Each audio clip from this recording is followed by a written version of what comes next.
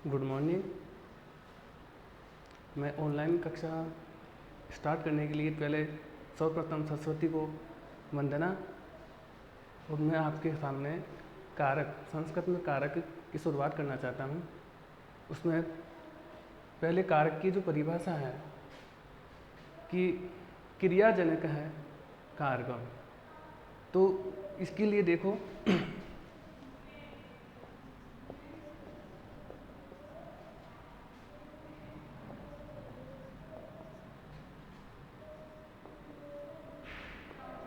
इसमें पहले ये ध्यान देना है कि क्रिया का जो जनक होता है वही कारक होता है। तो जनक का अर्थ होता है पिता। तो पिता का यानी इसको बनाने वाला कौन है? पिता। तो अपने जैसे मान लो एक वाक्य देता हूं, राम है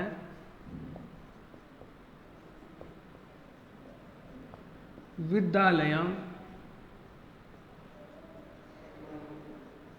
गच्छति। अब देखो क्रिया को बनाने वाला, क्रिया क्या है? गच्छति। और ये क्या है? कर्ता। और यह है कर्म। तो अपन देख रहे हैं कि क्रिया को बनाने वाला, तो क्रिया को बनाने वाले यानी क्रिया को ये भी बना रहा है और ये भी बना रहा है। जैसे राम जाता है तो ये बना कौन रहा है? कर्ता बना रहा है। और विद्यालय जाता है तो भी विद्यालय जाता है तो ये विद्यालय भी क्रिया को बना रहा है। तो यहाँ इनके द्वारा यानी क्रिया को कौन बनाता है? कारक। अब देखो कारक का मतलब होता है सप्तमी विभक्ति तक कारक चलते हैं। तो राम शब्द भी सप्तमी विभक्ति तक चलते हैं। तो राम शब्द और क्या क्या है? ये अकारांत है। और विद्यालयम है नपुंसकलिंग और ये भी क्या चलते हैं? सप्तमी विभक्ति तक चलते हैं। तो यानी कारक क्या है? सप्तमी विभक्ति तक चलते हैं।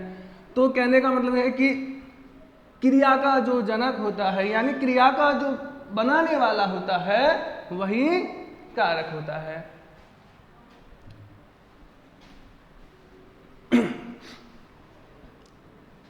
अब आपको मैं ये बताना चाहता हूं कि कारक से संबंधित आपके 3 क्वेश्चन आएंगे परीक्षा में। कारक से संबंधित 3 क्वेश्चन आएंगे। वो कौन कौन से क्वेश्चन आएंगे? एक तो है कारक। अगर आपने कारक सीख लिया तो कारक हो गया, वो आएगा आपके 3 नंबर का। और कारक से संबंधित ही आपके आएंगे कर्मवाच्य। जो आपको कारक बताऊंगा उसमें कर्मवाच्य का भी ज्ञान हो जाएगा। अब तीसरा है अशुद्धिकरण, अशुद्धि और शुद्धिकरण। अशुद्धि और शुद्धिकरण इसका भी ज्ञान हो जाएगा। तो कर्मवाच्य आता है 3 नंबर का। और शुद्धि और अशुद्धि और शुद्धिकरण भी कितने नंबर का आता है? 3 नंबर का। और साथ साथ ही कारक को अगर समझ में आता है तो जो आप वाक्य बनाते हो उसमें भी दिक्कत नहीं होगी।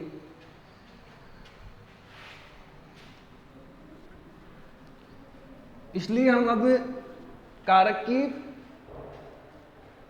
यानी कारक होता है 6 प्रकार के कारक होते हैं।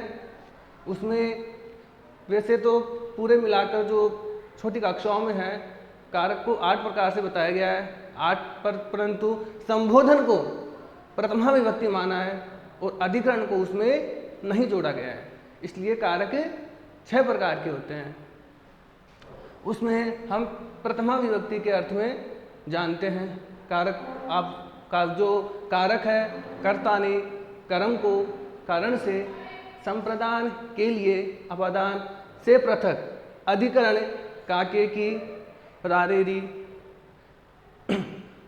और संबंध के अर्थ में काके की रारेरी आदि के अर्थ में और अधिकरण में पर संबोधन है हरि। आगे देखिए इसमें प्रथमा विभक्ति के अर्थ में देखते हैं।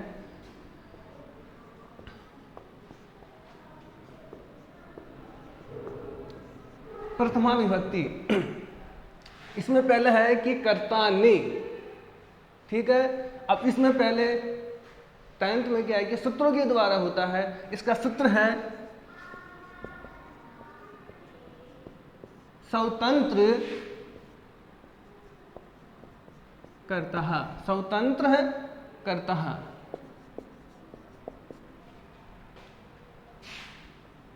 अब इसको एक वाक्य, परीक्षा में एक वाक्य पूछता है, जैसे एक छोटा सा वाक्य है, राम है पठति, सूत्र आता है स्वतंत्र कर्ता।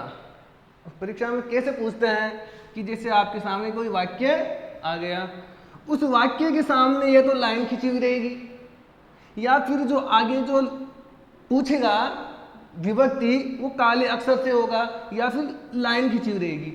तो आपको जो लाइन खिंची हुई रहेगी उसमें आपको दर्शाना है कि विभक्ति कौन सी है और उसका कारण कौन सा है, और विभक्ति तो बतानी है सूत्र के द्वारा। अब कैसे पहचानना है कारण? अब देखो, राम है पठति, तो राम क्या कर रहा है?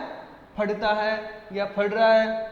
इसमें कर्म का कोई भी लेन देन नहीं है, यानी कर्म कहने का मतलब है कर्म इसके साथ कुछ भी नहीं कर रहा है। राम अपनी तरह से बिल्कुल स्वतंत्र है। तो स्वतंत्र कर्ता के अर्थ में प्रथमा विभक्ति होती है। पर आप परीक्षा में कैसे लिखोगे? परीक्षा में लिखने के लिए आप तुरंत ऐसे थोड़ी लिख दोगे कि चलो राम है और प्रथमा विभक्ति है और हिंदी में लिख दोगे। नहीं, हिंदी में लिखोगे तो आपका वो गलती होगा। तो आपको क्या करना पड़ेगा? संस्कृत में लिखना पड़ेगा। कर्ता करणी, देखो कर्ता ये है, करणे यानी कर्म है, कर्म से स्वतंत्र होना। कर्ता करणे स्वतंत्र है, कर्ता करणे स्वतंत्र है। भवति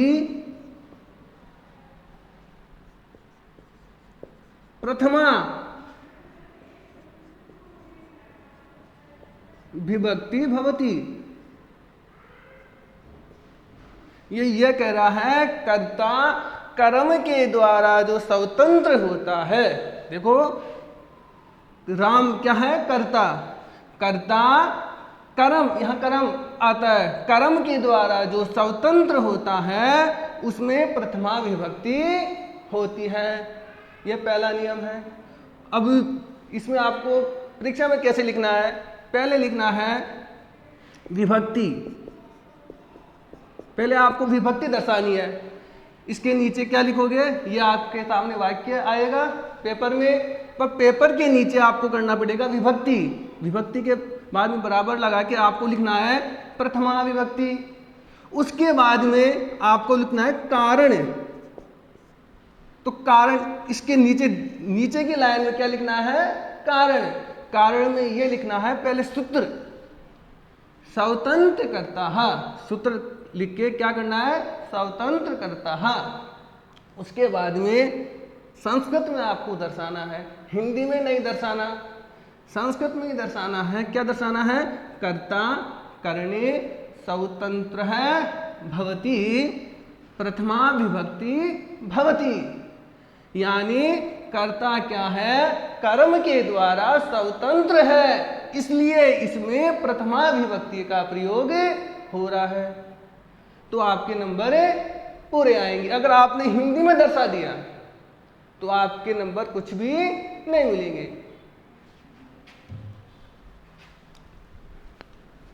अब आपके सामने है प्रथमा विभक्ति का दूसरा नियम। दूसरा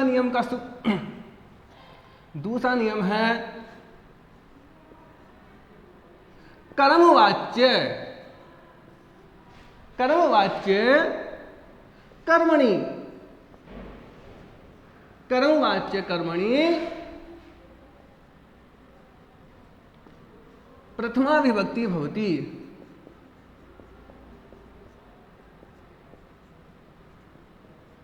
ध्यान देना, कर्मवाच्य कर्मणि प्रथमा विभक्ति भवति, ये बोल रहा है कि जो कर्म होता, जैसे एक वाक्य है आपके सामने, छोटा सा, राम है पुस्तकं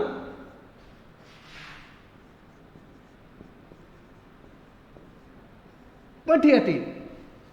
आपके सामने वाक्य है, राम है पुस्तकम पठयति। तो इसमें कर्मवाच्य की पहचान करने के लिए आपको यानी शुरुआत से पढ़ना पड़ेगा। तो इसमें देखो, पहले एक बार ये समझो कि कर्मवाच्य कर्मणि, कर्मवाच्य यानी कर्मवाच्य का मतलब होता है कर्म का, कर्मवाच्य यानी ये वाक्य है, उसमें कर्मणि जो ये कर्म है, कर्मवाच्य का जो ये वाक्य है उसमें जो कर्म है वो क्या होगा, प्रथमा विभक्ति का होगा। ये क्या है, प्रथमा विभक्ति का है। तो आपको समझने के लिए आपको कृतवाच्य और कर्मवाच्य समझना पड़ेगा। इसके लिए देखो,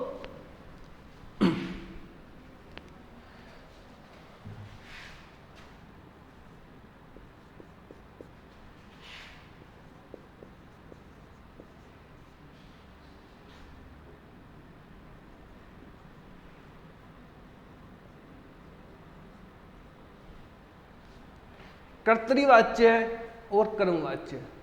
तो कर्तृवाच्य और कर्मवाच्य को समझने के लिए पहले इनके नियम समझने पड़ेंगे। तो इसलिए इसका एक वाक्य है, राम है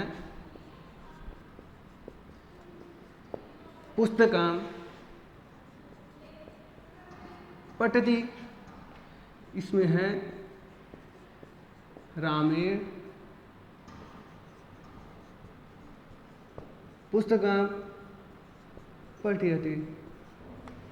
सॉरी, क्या है कि मैंने रामायण किया, उसमें रामायण लिख दिया, उसकी जगह क्या आता, रामायण। देखो इसमें क्या है, कर्तृवाच्य और कर्मवाच्य बनाने के लिए पहले इनके नियम समझने पड़ते हैं। तो उसमें देखो वाक्य के नियम क्या है, पहले कर्ता को समझना पड़ेगा, फिर कर्म को समझना पड़ेगा और फिर क्रिया को समझना पड़ेगा। तो उसमें इसका पहला नियम देखो, वो भी निकाल के आप लिखो। पहला नियम कि कर्तृवाच्य को बनाने के लिए, कि कर्तृवाच्य को बनाने के लिए कर्ता की आवश्यकता होती है, यानी कर्ता प्रधान होता है। प्रधान का मतलब है महत्वपूर्ण, यानी इसकी ज्यादा आवश्यकता होती है। तो अब देखिए, अब इसकी प्रधानता किसमें है, इसकी प्रधानता किसमें है, यानी कर्ता क्रिया को बनाता है। अब दूसरा नियम ऐसे लिखते हैं कि कर्ता के द्वारा क्रिया बनती है, कर्ता के द्वारा क्या बनती है, क्रिया बनती है। कर्तृवाच्य का पहला नियम मैंने क्या बताया कि कर्ता क्या होता है, प्रधान होता है। दूसरा नियम क्या बताया मैंने कि कर्ता के द्वारा ही क्या बनती है, क्रिया। अब तीसरा नियम यह है कि कर्तृवाच्य में लट लकार का ही प्रयोग होता है।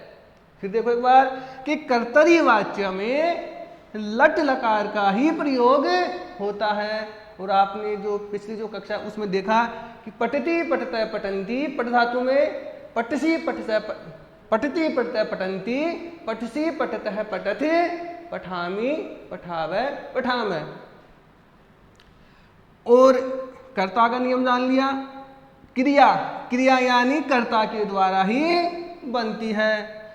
अब कर्म यानी कर्तृवाच्य में, देखिए कर्तृवाच्य में कर्म द्वितीय विभक्ति का होता है। कर्तृवाच्य में कर्म द्वितीय विभक्ति का होता है। और जो ये कर्ता है, कर्तरी वाक्य, ये क्या है? कर्तरी वाच्य का वाक्य है। उसमें जो ये कर्ता होगा ये क्या होगा? प्रथमा विभक्ति का होगा। क्या होगा? प्रथमा विभक्ति का। कहने का मतलब ये होगा प्रथमा विभक्ति का, ये होगा द्वितीय विभक्ति का, और ये जो क्रिया है ये इसके द्वारा बनेगी। अब ये इसके द्वारा कैसे बनेगी? ये देखो, इसे राम है, राम क्या है? प्रथमा विभक्ति है, और ये एक वचन है, द्विवचन है, बहुवचन, ये देखना है। अब देखो इसमें राम है, रामो और रामः, यानी एक वचन, द्विवचन और बहुवचन।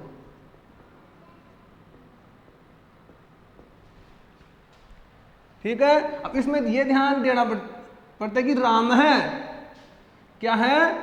एक वचन है, रामौ द्विवचन, रामः बहुवचन। अब क्रिया है पठति,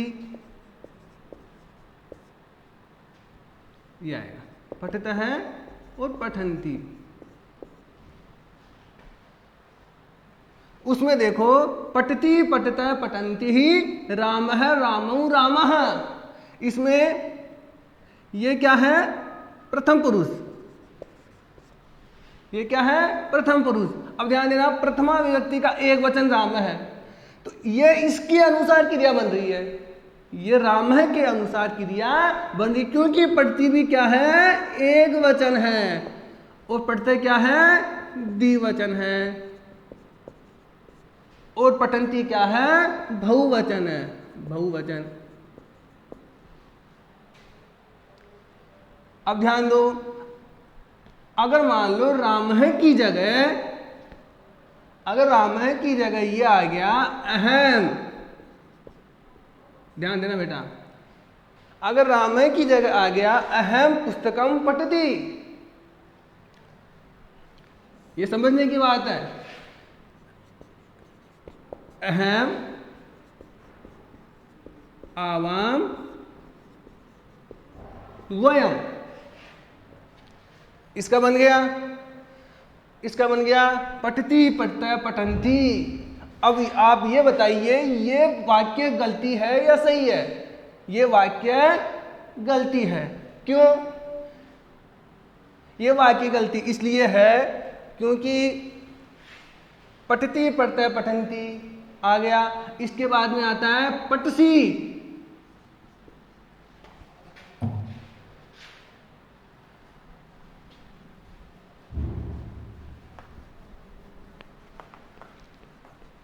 देखते हैं, इधर देखो,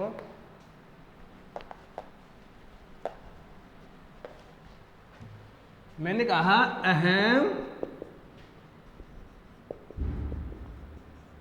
पुस्तकम पठति, ये क्या है? कर्तरी वाच्य, और फिर है कर्म वाच्य। इसमें मैंने लिखा था रामेण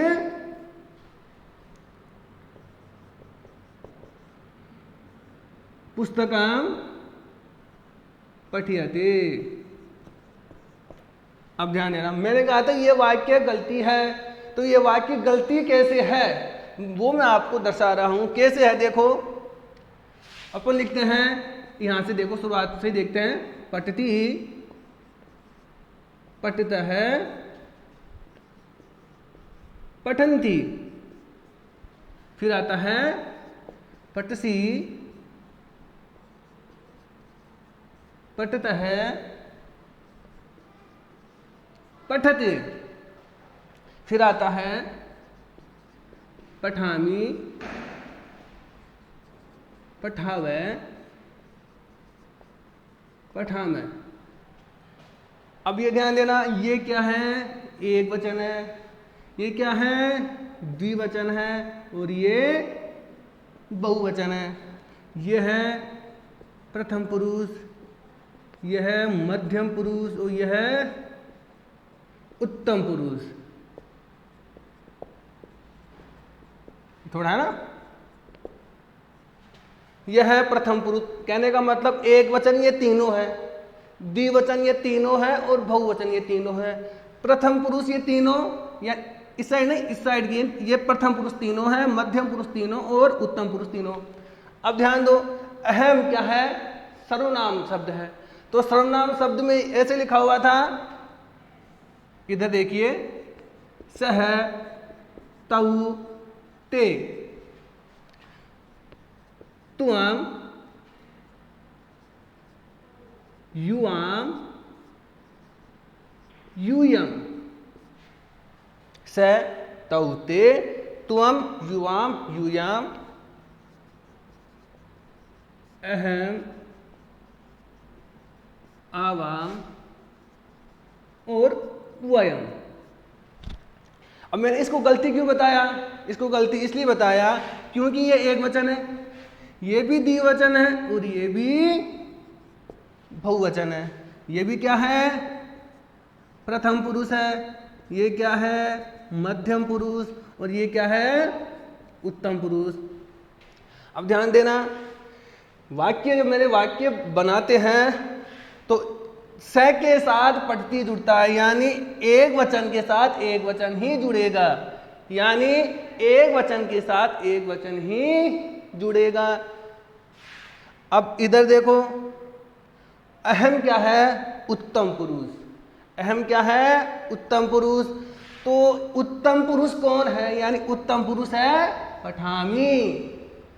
तो अहम के साथ क्या जुड़ेगा, पठामी। तो इसकी जगह अपन क्या करेंगे, पठामी, तब ये वाक्य सही होगा।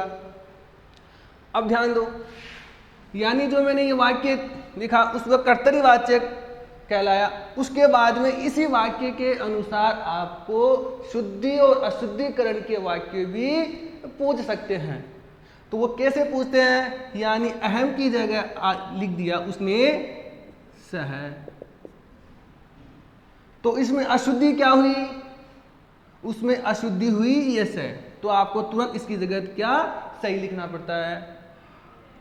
एक तो ये क्वेश्चन जुड़ गया, दूसरा है कारक से संबंधित, यानी कर्मवाच्य और कर्तृवाच्य कर्मवाच्य का जो नियम है वो किस में चलता है, कारक में।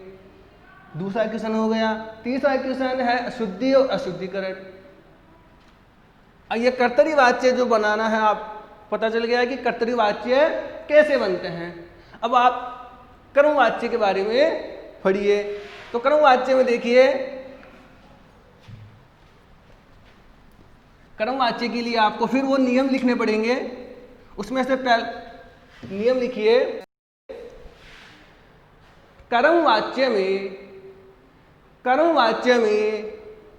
कर्ता, कर्मवाच्य में कर्ता तृतीया विभक्ति का होता है। फिर देखिए, कर्मवाच्य में जो कर्ता होता है वो किस में होता है, तृतीया विभक्ति में होता है। कर्मवाच्य का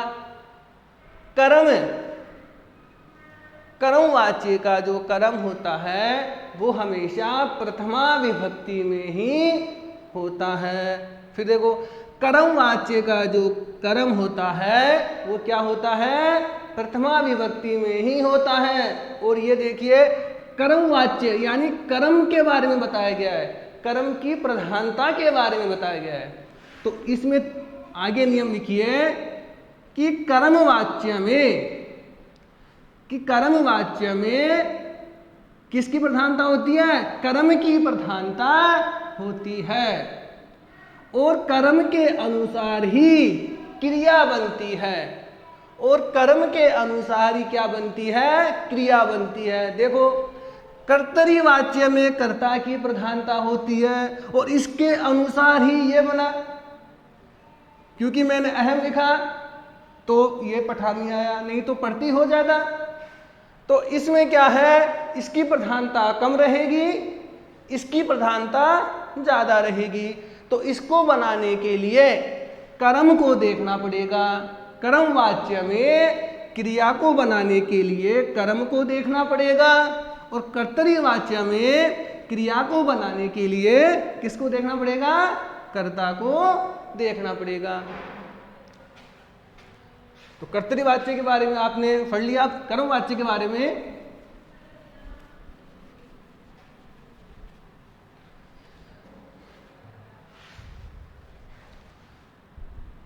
अब देखिए, ये पठियते, पठित बनाने की देखो, इसमें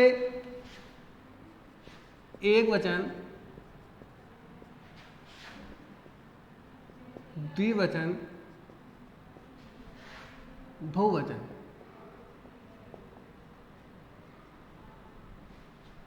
वाक्य कर्मवाच्य में वाक्य बनाने के लिए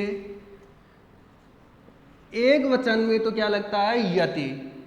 अगर द्विवचन की क्रिया होती है उसमें लग जाता है येते। अगर बहुवचन की क्रिया होती है उसमें लग जाता है यन्ते। फिर देखो, एक वचन से संबंधित कर्म होता है, इसमें नहीं कर्म है। आपका जो कर्म है वो अगर एक वचन है तो यते लगा देना। अगर आपका कर्म द्विवचन है तो क्या लगा देना? येते। अगर बहुवचन है तो यन्ते लगाना। इसलिए देखो, यह है एक नपुंसकलिंग में है। नपुंसकलिंग में देखो ऐसे लिखते हैं अपन, पुस्तकम,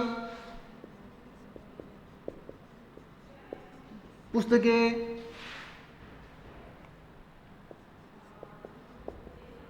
पुस्तकानि।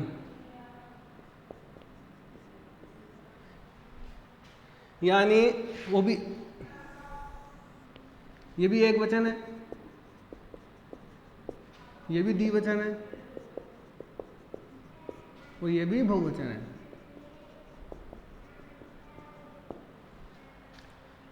यह है प्रथमा विभक्ति। द्वितीय विभक्ति, द्वितीय विभक्ति में वही आएगा, पुस्तकम, पुस्तके,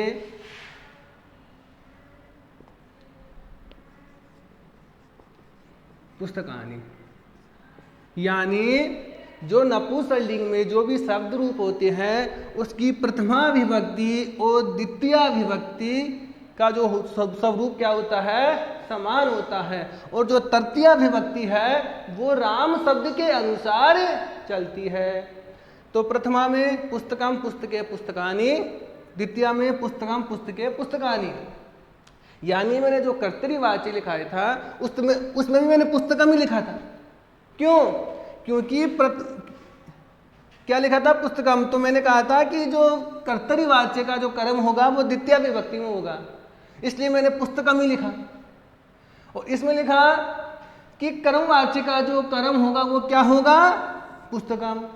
शंका में ऐसे रहते हैं कि सर ने कहा था कि जो कर्मवाच्य का जो कर्म है वो प्रथमा में होगा और कर्तृवाच्य का जो कर्म है वो द्वितीय में होगा, पर ये दोनों तो सेम है। तो सेम तो होंगे क्योंकि नपुंसकलिंग में प्रथमा और द्वितीय विभक्ति बिल्कुल सेम होती है, इसलिए दोनों ही मैंने उस वाक्य में पुस्तकम, पुस्तकम लिखे थे। अब देखो वाक्य कैसे बनता है। वाक्य बनाने के लिए ये शब्द हो गया। अब रामायण, ध्यान दें, राम शब्द सबको याद है। जैसे प्रथमा विभक्ति है, फिर भी एक बार देख लो, राम है, रामौ, रामः। द्वितीय विभक्ति होगी रामम, रामौ, रामान। तृतीय होगी रामेण, रामाभ्याम, रामेभ्य।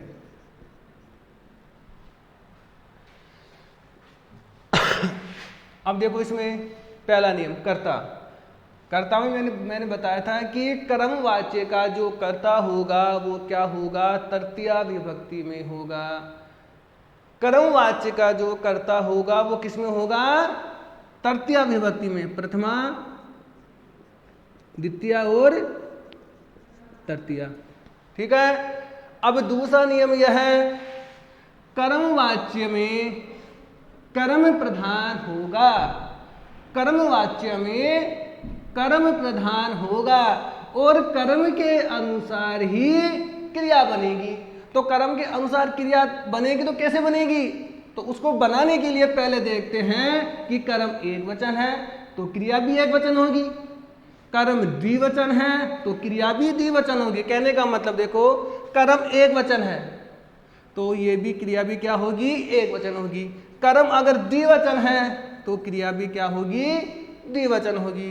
अगर कर्म बहुवचन है तो क्रिया भी क्या होगी? बहुवचन होगी।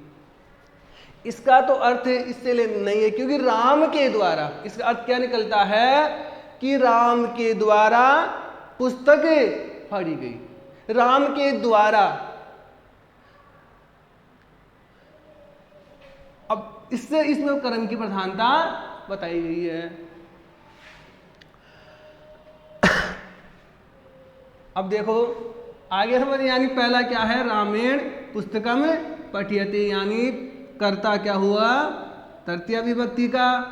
पुस्तकम यानी क्या है? एक वचन है तो क्या हुआ? यते लग गया।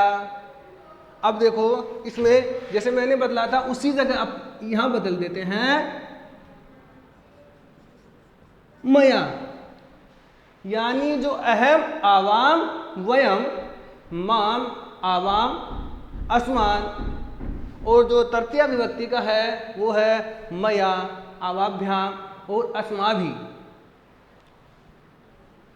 वही अस्मत् शब्द का वही मया है, वो क्या है? तृतीया विभक्ति का है। अब पुस्तकम, अगर पुस्तकम की जगह अगर आप ऐसे कर दोगे पुस्तके, इसमें कोई परिवर्तन नहीं हो सकता। अगर इसमें परिवर्तन है यानी पुस्तके, राम के द्वारा पुस्तकें भी पढ़ी जा सकती है। एक पुस्तक भी पढ़ सकता है तो दो भी तीन भी पुस्तक पढ़ सकता है, उस पर निर्भर है। तो राम यानी कहने का मतलब राम का अर्थ बताया, तो अब इसमें मेरे द्वारा क्या है? पुस्तकें पढ़ी। अब यानी कहने का मतलब यह है कि पुस्तकें आ गया तो पुस्तकें की जगह क्या जुड़ा हुआ है? ये ते। तो इसकी जगह आप क्या करोगे? ये ते। अगर मान लो इसकी जगह आता है पुस्तकम पुस्तकें पुस्तकानी, पुस्तकानी भी हो सकता है, इसमें कोई परिवर्तन नहीं आया। परिवर्तन हुआ इसमें वाक्य शुद्ध होगा, परिवर्तन हुआ इसमें पुस्तकानी, तो पुस्तकानी होते ही आपको क्या करना पड़ेगा? यन्ते यानी मया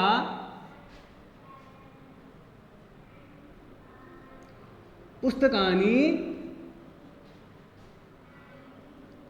पठयन्ते।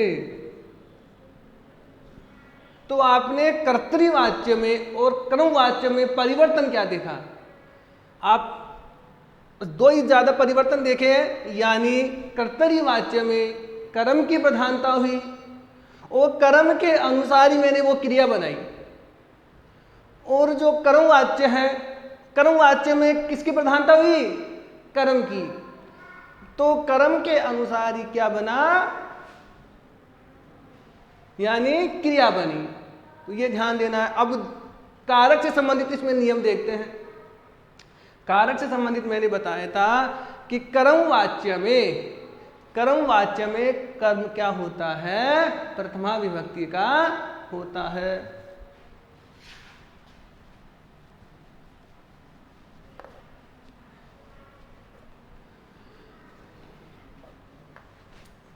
देखिए दोबारा से देखिए, दूसरा नियम बताया था मैंने, और ये लिखा था मैंने कि कर्मवाच्य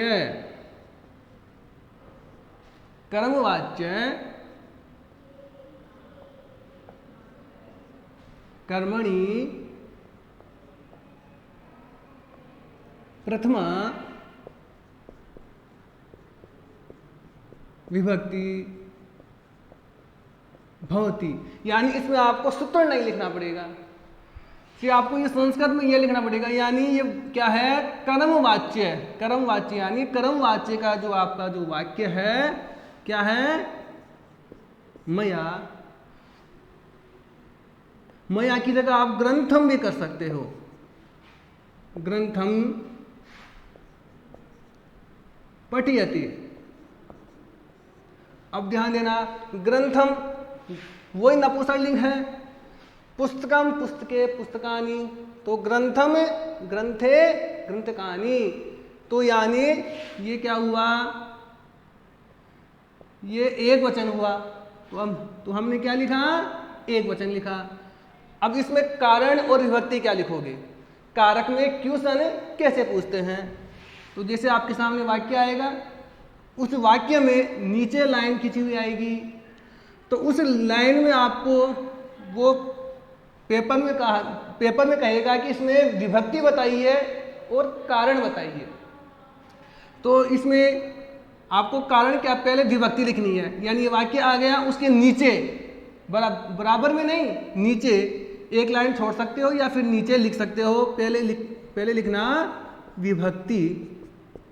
विभक्ति के बाद में आपको कौन सी विभक्ति हो रही है? यहां देखो, यहां विभक्ति हो रही है प्रथमा।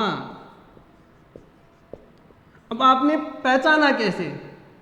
फिर आपको बात कह रहा हूं, यानी आपने इसको पहचाना कैसे कि ये कर्मवाच्य का, यानी यते। उसमें कारण लिखने के लिए आपको पहले वाक्य को पहचानना पड़ेगा। आप विभक्ति तो लिख दोगे, पता है, क्योंकि राम शब्द, रमा शब्द, राम शब्द पुल्लिंग में है, रमा शब्द स्त्रीलिंग में है, और विद्यालय, पुस्तक, ग्रंथ ये क्या है? नपुंसकलिंग में। तो आप तो विभक्ति तो लिख दोगे, मेरे को पता है, परंतु कारण लिखने में दिक्कत होगी। तो कारण लिखने में पहले इसको समझना पड़ेगा कि इसका क्या कारण है, जो विभक्ति हुई ये क्या कारण है। तो इसको समझने के लिए, कर्मवाच्य को समझने के लिए पहला नियम यते, मैंने बताया था यते लगेगा।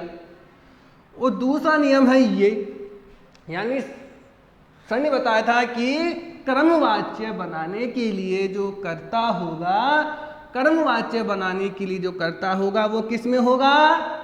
तृतीया विभक्ति में। तो मया क्या है? तृतीया विभक्ति में।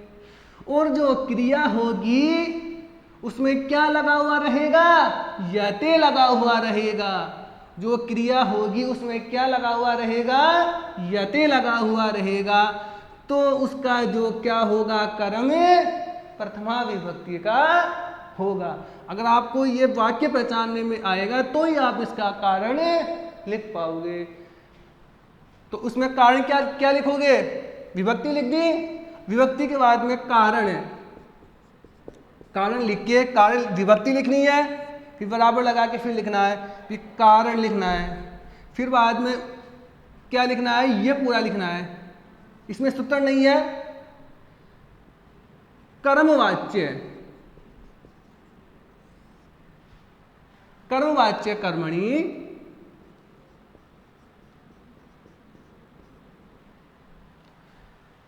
प्रथमा विभक्ति भवति।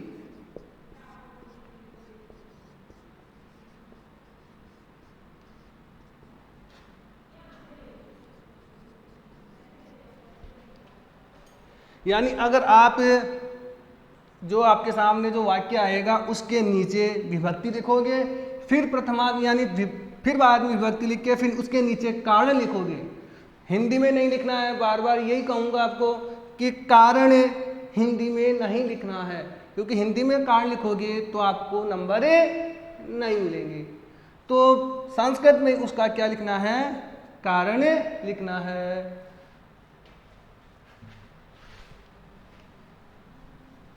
अब दूसरा नियम हो चुका। अब तीसरा नियम देखते हैं। प्रथमा विभक्ति ने, जो प्रथमा विभक्ति है उसमें मैंने 2 नियम आपको बताए।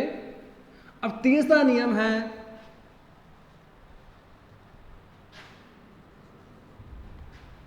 इसमें सूत्र लगेगा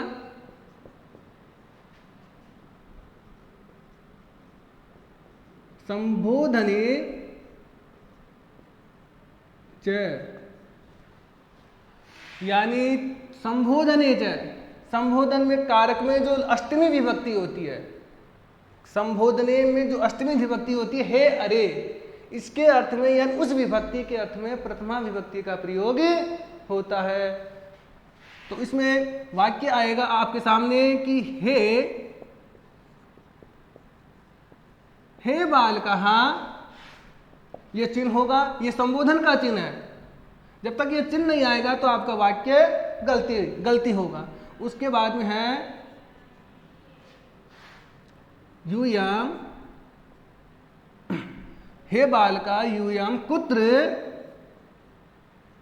गच्छते।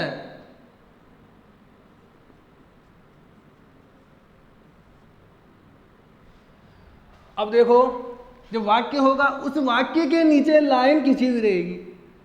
तो जो लाइन की जो शब्द है उसके नीचे जो लाइन खिंची हुई रहेगी उसमें आपको एक तो क्या बताना है, विभक्ति बतानी है, और एक उसका कारण बताना है। तो विभक्ति कैसे पहचानोगे? विभक्ति पहचानने के लिए मैंने बताया कि संबोधने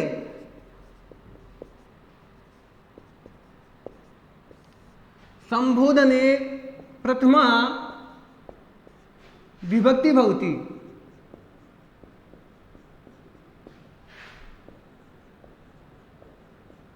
यानी संबोधन जो अष्टमी विभक्ति है उसका प्रयोग प्रथमा विभक्ति में ही होता है।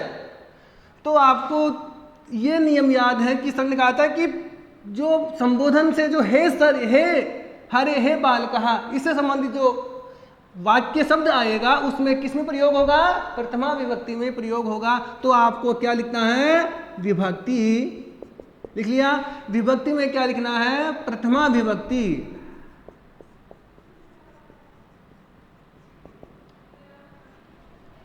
अब कारण क्या लिखना है? कारण ये लिखना है, यानी संबोधने प्रथमा विभक्ति भवति, यानी संबोधने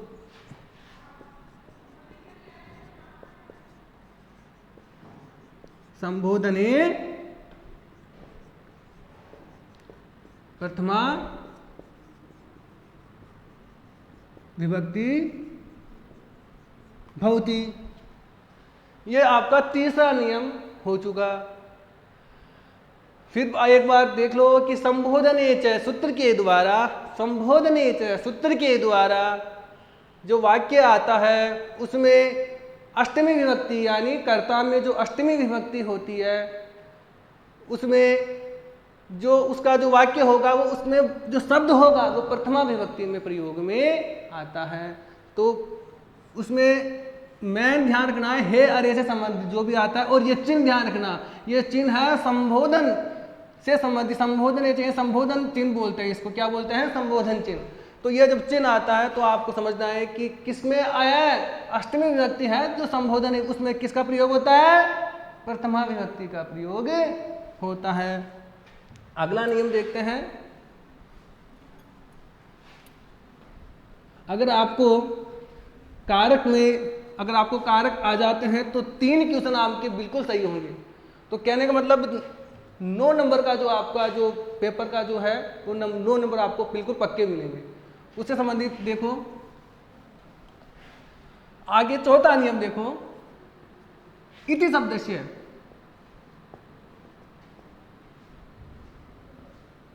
इति शब्दस्य योगे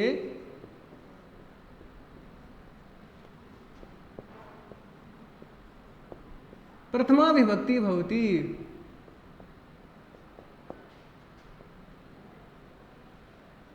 कहने का मतलब है कि वाक्य में अगर इति लिखा हुआ रहता है, जैसे मान लो एक वाक्य है, देखो इति यानी वाक्य में इति लगा हुआ रहता है तो उसमें प्रथमा विभक्ति का प्रयोग होता है। वाक्य देखो, वयम इमाम, आपकी जो संस्कृत की जो किताब है उसमें ये शब्द, ये जो वाक्य लिखे हुए हैं देखना, वयम इमाम जयन्तः इति नामना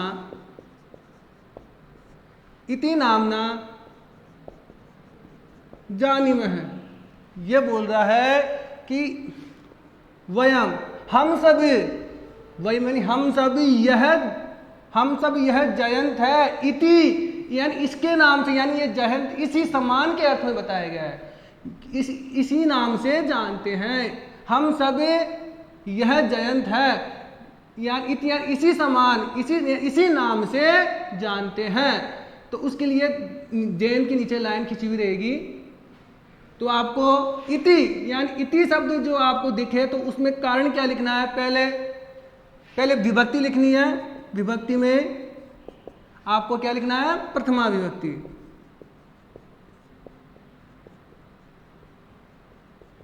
अब कारण क्या लिखना है, इति शब्दस्य योगे प्रथमा विभक्ति भवति, यही कारण लिख देना।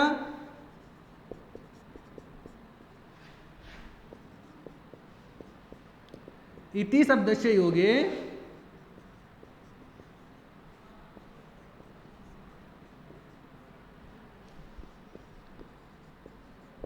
प्रथमा विभक्ति भवति। आज के लिए ये प्रथमा विभक्ति, अब अगली जो कक्षा होगी उसमें आपको द्वितीय विभक्ति के बारे में बताया जाएगा।